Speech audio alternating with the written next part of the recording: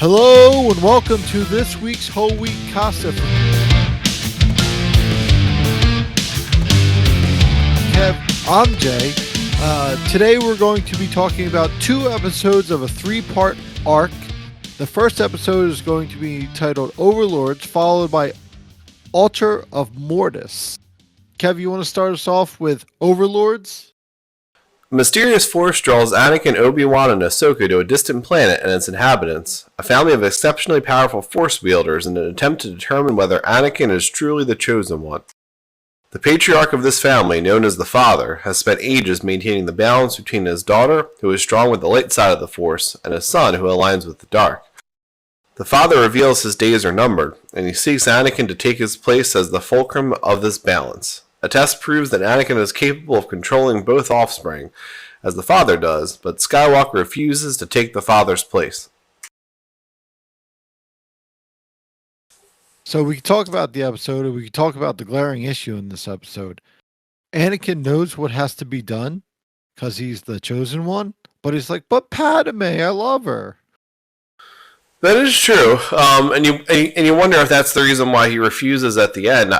I don't think that's the only reason, though. I don't think he just wants to be stuck on that planet, wants to continue living his life, even Padme aside. Like, they do bring her up a little bit before that, so which I guess is clever. I guess you're supposed to link the two, since they sort of happen close together in the episode. But I don't know. I feel like when he made the decision not to stay, I really didn't in my head think it was because of Padme, although I guess it very well may have been. Yeah, I believe it was because of Padme. And, because at any point, he could speak to his mother. He could speak to all his dead friends.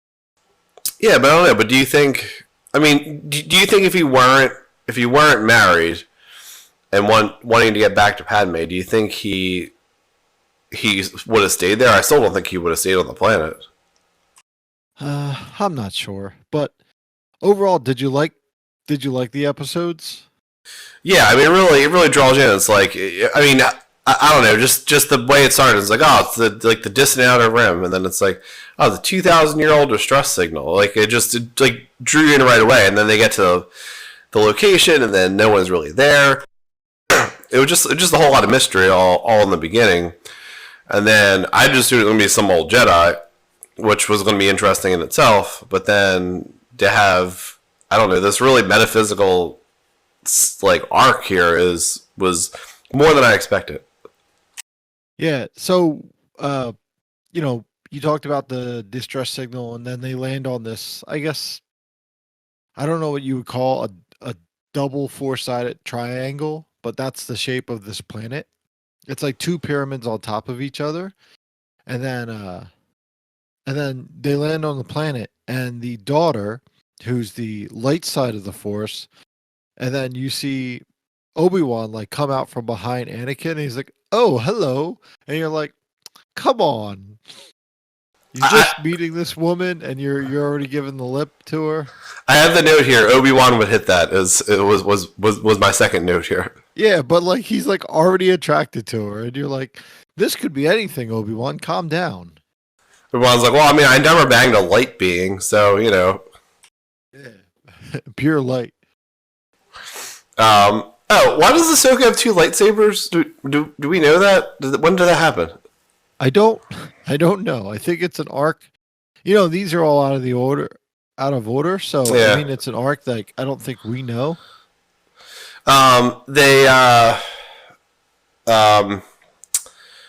There's a line in this one which I've seen used other places because it's, obviously they eventually get separated and then they all have their own separate downfalls. But Obi-Wan says the line in this episode, as long as we stay together, we'll be fine. So that's kind of a sad foreshadowing. Yeah, and so did you notice the daughter is either just used to stuff or real naive? She's like, okay, just follow me, we'll be good. And then all the weird stuff starts happening, and the brother's controlling the boulders and splitting the team, and really dangerous planet. And she's just walking through and everything, nothing can happen to her.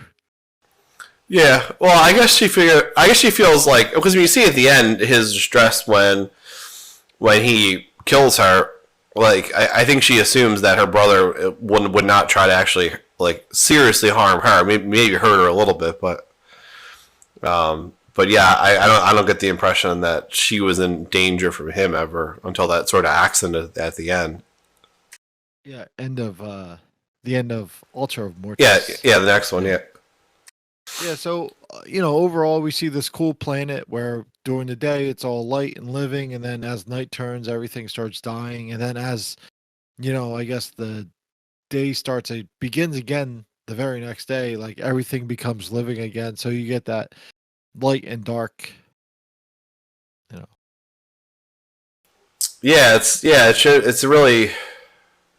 it shows you this whole cycle of rebirth that I guess everything goes through, not just this planet, but it's like hyper speeded up here since the force is so much stronger here than other places.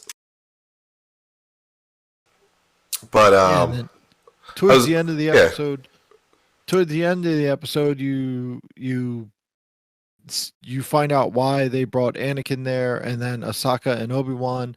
It doesn't really matter. It's irrelevant that they're there, but like the father brought Anakin there, and to see if he was the one, because he is dying, and see if he can control the daughter and the son, and then it shows that he can, and then they're like, "You got to stay. I'm dying," and he's like, "No." Well, it was really interesting that like the chosen one is like a specific thing. Like it seems like this was the whole point of his life, was to take over on this planet, and once he rejects that, then I guess he's kind of no longer the chosen one, really. Like now he's just a really powerful guy, who has the ability to go in either direction, to help the light side or the dark side. But I don't know. They talk about the chosen one as if it's just one of those nebulous, like Azor Ahai sort of prophecies where they're gonna do some good thing, but like here, like we actually see in this episode what the thing was supposed to be. Like the chosen one wasn't becoming Darth Vader; it was taking over for this old guy on this planet in the middle of nowhere, so that the Force doesn't get out of balance. Yeah, because when they said who'll bring balance to the Force, it's very like kind of ubiquitous. It's right now you have unlimited Jedi that are kind of like falling. It's kind of a lost order when we meet them in Phantom of the Menace. It's like, oh, we're kind of weak, and they kind of explain like they've kind of lost their way because they can't even see that the Sith are rising in the shadows, like on the same planet. It's on Coruscant, their main temple, and they don't see that. So you kind of see that, and they're like, oh, he'll bring balance to the Force, but at that point there was no real Jedi or no Sith, and they couldn't really see the Sith anyway. So what did they think was going to happen when they brought balance to the Force? Yeah, exactly. I mean, I don't know. I just keep getting around my head around the fact that it was like this, this really nebulous chosen one thing. It's like, no, it was just an actual job description for this one particular thing that he was supposed to do. Yeah. Now, if he had taken over there and restored balance, then I mean, would the Jedi have been able to see? Would it have given the Jedi clarity as to what was actually happening with the Sith? I don't know. Yeah, I'm not 100% sure on that, because when we start in the Phantom of the Menace, like the Jedi are, I mean, it's kind of one sided. I mean, there's no balance to begin with. It's like 10,000 Jedi versus 0 Sith. So, I don't know what they want to bring balance to. The other thing I was thinking with this episode is I wonder at this point in production, if they knew, or like how many seasons they thought there would be, essentially. Because you have such strong hints here at the dark side stuff and the eventual fates of the characters. I mean, you have Ahsoka having an apparition that directly tells her, like, what could happen if she doesn't leave Anakin. You have, Obi-Wan or Qui-Gon Jinn talk about, like, oh, well, if Obi-Wan doesn't figure it out on this planet, then it's, like, real bad news. Like, So I just wonder if at this point they were like, oh, maybe we only have another season or two left, so we got to like drop some stronger hints that, of where we're going to eventually end up.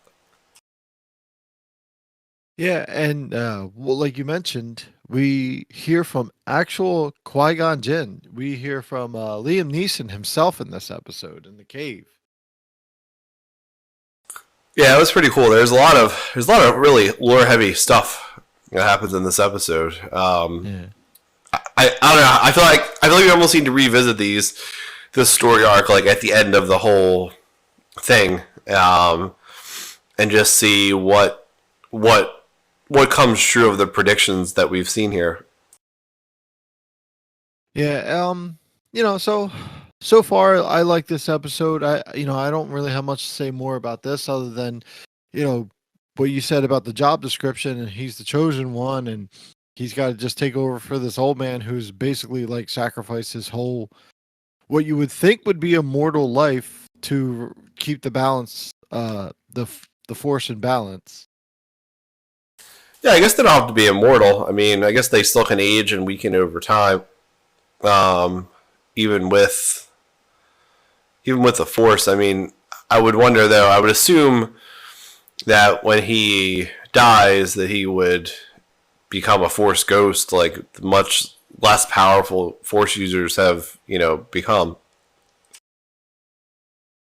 You want to move on to? Oh, sorry. Yeah. That's what I was going to say as well. Let's move on to Altar of Mortis. You want to give us a description for that? It's a long one. Before the Jedi can leave Mortis, the Son takes Ahsoka captive in an attempt to entice Anakin into joining him to use their combined strength to overpower his father and sister. To this end, the Son casts Ahsoka under the spell of the dark side. Meanwhile, the father attempts to stave off a disastrous showdown between his children and maintain the Force's increasingly precarious balance on the planet. Fearing that the son may be unstoppable, the daughter does the forbidden by taking Obi-Wan Kenobi to the altar of Mortis, where it has kept the dagger of Mortis, a weapon capable of killing a Force-wielder. The son steals the weapon and attempts to use it against his father to steal his power and end his rule, but the daughter sacrifices herself, placing herself in front of the blade. That's it, guys. Yeah, so this episode, the son kidnaps Ahsoka. Things happen. Things happen. And then Obi-Wan steals the dagger to try to kill the son. And then the son is like, I got the dagger now. It's like, okay, cool. I didn't even think you could touch it. Yeah, I think they just can't. I think there's just protective stuff around it, so they can't obtain it. They can't go down to the altar. But I guess once it's out, anybody can touch it. Yeah. So I definitely didn't think. Like we talked about last week about how important characters, and it kind of takes the. Now watching it back, it kind of takes the suspense away that Ahsoka is dead. And you're like, well, she's not dead. She'll definitely be back. But how will they do it is the only real suspense. And then they're like, all right, we're going to do it right now. I mean, maybe with all the time jumps, I mean, this could have been much later in the series, I mean, this could have been how she died. No, she's in Rebels, which takes place after Clone Wars. Oh, true. Well, yeah, but I guess when you're making the series, it could have been. But yeah, I guess that's true. And then obviously she's in The Mandalorian too. Yeah. One interesting music thing, and I feel like they do a good job of that with this series. I mean, I feel like it kind of. I mean, it's not like masterwork to do it because I feel like it's kind of obvious the places where you should use these things. But when Anakin rejects the father's offer at the end of the last episode, you have the dark side theme play, and then here when Anakin becomes a conduit for the light from the sister to go into Ahsoka, you have the main sort of Jedi theme play. So I thought that was pretty cool, and it shows I don't know, I kind of like it because, and we'll see what happens with the third episode in the arc, but we see Anakin the future of him at the dark side, but then they bring him back to the light. for the end of these 2 episodes at least. Again, we'll see where he ends up in the third, but you see the struggle between the two, even just musically throughout these. That's a good note. I didn't even notice that. So yeah, it's really, especially, yeah. I mean, I feel like too. They always play when they play the dark side theme. It's always a little more understated, and that's what they did here too. And then the moment where he brings Ahsoka back, it's like very like crescendo, like rising, sort of rising emotion and like rising music at that point. Do you think if Obi-Wan was offered the job of staying there and controlling the daughter and son, do you think he would have taken it? I think he would have. Yeah, I think if it was his, if he were the chosen one, I think if just Obi-Wan as he is now were offered that, I think he would have taken it, but I don't think. But I mean, I think he knows he's not the chosen one, so I think he would have just said, "No, that's not me." But yeah, but I mean, like if he was the chosen one. Yeah, if he was the chosen one, he would have. Yeah. Yeah, like I mean, same Obi-Wan, except like you're like, we don't have the Anakin, and they're like, you're the chosen one, and that's why we brought you here. And he's like, well, I guess I'm a good Jedi. I mean, the only problem is like he's like, I'm not calling her my daughter though. Exactly. Yeah, he definitely would be bagging her though. Yeah, absolutely.